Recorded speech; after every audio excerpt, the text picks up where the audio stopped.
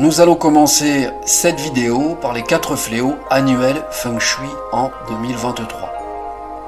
Nous débuterons par le Grand-Duc Jupiter qui est le commandeur de l'année, plus connu sous le nom de Tai Tsui. Il se positionne cette année dans le secteur Est, il est en rouge sur la carte. Alors la plupart des experts en Occident notent 30 degrés. Je l'ai fait aussi avant, mais en réalité il occupe 15 degrés en étant plus concentré dans le centre, suite à une explication avec un expert Feng Shui chinois qui m'a réellement convaincu. Mon point de vue a changé aujourd'hui, mais c'est vrai qu'avec les nombreuses écoles et toutes les informations obsolètes et erronées qui circulent, surtout en France sur internet, il y a vraiment de quoi s'y perdre et cela fait peur. Concernant ce Tai Tsui de l'année, forcément, lui faire face ne sera pas la chose à faire, encore moins installer un bureau d'affaires ou faire des travaux, voire des rénovations importantes, d'autant plus que Samsat en vert, qui correspond à 3 types de malchance, y réside également. La meilleure chose sera d'éviter de stagner dans ce secteur. Si le lieu est perturbé autant par le bruit que par les impacts importants dans le sol, c'est évident que cela pourra être une année très compliquée, car une très mauvaise étoile s'y loge en plus. On va le voir par la suite au chapitre suivant des étoiles volantes, puisque c'est ainsi qu'on les nomme. Mais c'est vrai que le secteur Est est extrêmement affecté et chargé cette année par 3 afflictions, ce qui aura un impact sur la santé et notamment les énergies très basses à certains moments de l'année dont il faudra se préserver et se protéger au mieux. Alors bien entendu, il existe différentes représentations pour le Tai Tsui de l'année que vous pourrez trouver un peu partout, mais une simple carte à l'effigie du Tai Tsui 2023 peut parfaitement faire l'affaire dans ce secteur Est qui doit être laissé propre et en paix, j'insiste là-dessus. En ce qui concerne les cartes du Tai Tsui 2023, je vais en recevoir cette semaine et je vous en parlerai en fin de vidéo. Quant aux 3 types de malchance de Samsat, il est conseillé d'y placer un couteau recourbé comme remède, toujours à l'Est. Pour les Chinois, ces 3 types de malchance touchent davantage la famille et peut rendre misérable selon un concours de circonstances qui s'enchaînent défavorablement tout au long de l'année. Un autre secteur est à surveiller, celui de l'Ouest. Il représente le briseur de l'année, nommé Tsuipo en orange. Il faudra absolument éviter de lui tourner le dos car il appelle les trahisons, les ragots, les pièges tendus, voire les escroqueries à s'inviter dans votre vie par de drôles de concours de circonstances parfois, comme j'ai pu le constater lors d'expertise. Le principal est d'avoir justement un œil en direction de l'Ouest toute l'année. L'idéal est d'y placer une belle représentation protectrice de votre choix tout simplement. À présent, nous allons parler du 5 jaune appelé Wu Wang qui se localise au nord-ouest en jaune dans les secteurs 1, 2 et 3 en prenant comme tous les ans 45 degrés. Le remède pour lutter contre les fléaux qui l'invitent et qui peuvent sérieusement perturber une habitation en amplifiant les problèmes sera de placer un carillon éolien en métal à 6 branches métalliques dans ce secteur nord-ouest. J'ai anticipé pour cette année, alors je vais recevoir des carillons spécifiques à cet usage précis suite à une commande que j'ai faite, car tous les ans, beaucoup de gens me disent que c'est la galère pour en trouver. La plupart ne correspondent pas à la taille, à l'élément ou au nombre de branches métalliques, sans parler des prix ahurissants.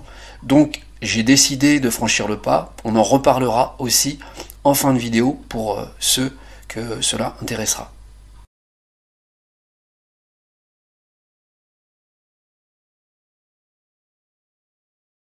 Nous voici désormais au chapitre qui concerne les étoiles volantes problématiques en 2023.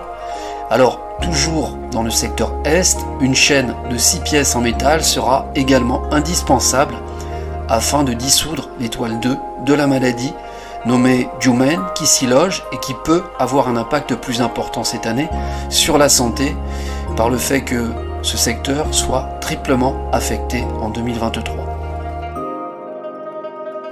Nous abordons maintenant la très mauvaise étoile 5 nommée Lianzhen, qui se localise dans le secteur nord-ouest et qui peut toucher sévèrement les hommes, les pères de famille, les responsables et les hautes autorités, les hautes personnalités d'État et de l'administration, en sachant que le secteur nord-ouest est déjà affecté par le 5 jaune. Cela double sa fréquence de négativité à certains moments de l'année. Alors logiquement, quand l'étoile 2 va se coupler avec l'étoile 5 lors des transits de l'année, ça peut faire très très mal. Le remède du 5 jaune étant déjà situé au nord-ouest, avec un carillon éolien à 6 branches métalliques, il fait office en fait de 2 remèdes en un, donc vous n'avez rien à rajouter, à condition bien sûr d'avoir un carillon avec une bonne taille dans ce secteur, car un petit carillon sera très vite dépassé, je préviens d'avance, surtout pour cette année 2023 qui est très particulière. Dans le secteur sud-est, nous avons l'étoile 3 nommée Lukun qui séjourne et forcément il faudra redoubler de vigilance concernant les conflits et les vols en général dans l'année. Le remède est d'y placer une simple feuille de papier rouge, donc ça ne va pas chercher très loin et ça ne coûtera pas très cher. D'ailleurs, je vous conseille de la plastifier pour la protéger et la garder dans le temps au fil des mois. Dans le secteur nord-est, l'idéal pour éteindre les scandales de l'étoile 7, nommée Pojun, sera d'y placer 3 morceaux de bambou dans un vase transparent. J'insiste bien là-dessus, un vase transparent. Enfin, dans la zone nord, nous avons l'étoile 9, nommée Duofu. Ce conflit des opposés entre l'eau et le feu peut toucher sérieusement le domaine professionnel à certains moments de l'année, notamment avec les transits. S'il pose des problèmes pour certains, l'idéal sera de réguler ce secteur en jouant un rôle de médiateur avec le remède concernant l'élément bois. Voilà un petit peu ce que je pouvais dire en allant rapidement à l'essentiel concernant les remèdes pour les fléaux et les étoiles volantes de l'année. Alors pour revenir aux cartes Taitsui de protection, aux carillons éoliens à 6 branches métalliques, mais également aux chaînes de 6 pièces en métal, je serai en mesure d'avoir ces produits sous peu. Je suis en train de mettre tout ça en place avec la création d'un nouveau site, donc je vous informerai au moment venu en sachant qu'il y aura d'autres produits très intéressants au goût de chacun. C'est la surprise, je n'en dis pas plus pour le moment.